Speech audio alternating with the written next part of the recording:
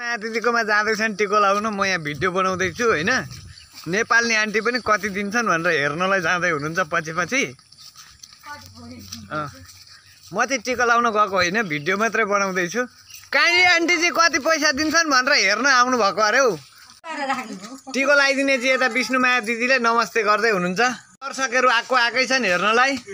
यता अक्षता ठिक पार्न जाँदै हुनुहुन्छ हाम्रो विष्णुमाया दिदी हाँस्दै। यसपालि दसैँमा टन्न भएर मासु पनि खान छोडिरहेछ। नमस्ते गर्दैछ है।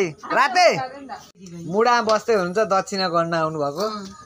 अक्षता मुस्नलाई हाम्रो विष्णुमाया दिदीले कति दक्षिणा दिनुहुन्छ अब दाल्ने कान्छीलाई मलाई थाहा छैन। दियो सियो बालेर रेडी गर्दै हुनुहुन्छ। आन्टी पनि आउनुभएको छ टिका लाउनलाई। नेपाली आन्टी, दाल्ने कान्छी, 3 जना। धेरै त मलाई दिनुपर्छ नि भत्ताको एउटा 1000 को ट्याङ्ने। अक्षता रेडी गर्दै हुनुहुँदैछ। छिटो छिटो गर्नु नि हौ, ढिलो भइसक्यो। म भान्जी र पहिला अनि कोचन गाली आउनु भएको चाहिँ छोड्दिनु है। अहिले भरे भए ल्याइदिन्छु। खै यो मुडा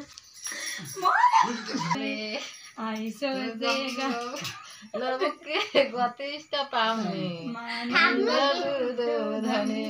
टिका लगाइदिनुलाई चाहिँ लाउने चाहिँ अक्षता सिद्धिसक्यो, अर्काले लगाइदिनु न छिटो।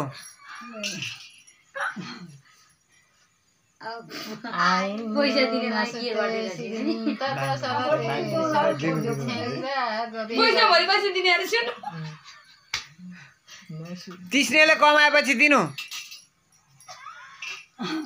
पैसा दिने बेला चाहिँ मेरो पालो भन्छन्। अहिले टिका लाउँदा चाहिँ निकिदिएको पालो अरे। बाठी रचेस दादाले त के मान्छे पनि भन्छ होला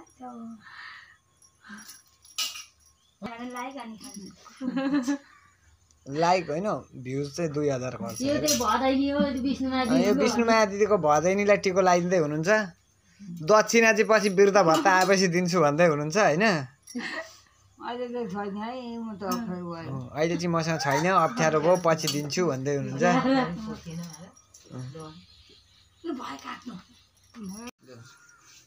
अनि के खानु अब भोक लागेको छ। मनोजलाई पैसा दिएर पठाउनु, मासु लिएर आउँछ खसीको। ल भन्नु दिदी। ल म पठाइहाल्छु भन्नु न दिदी। हो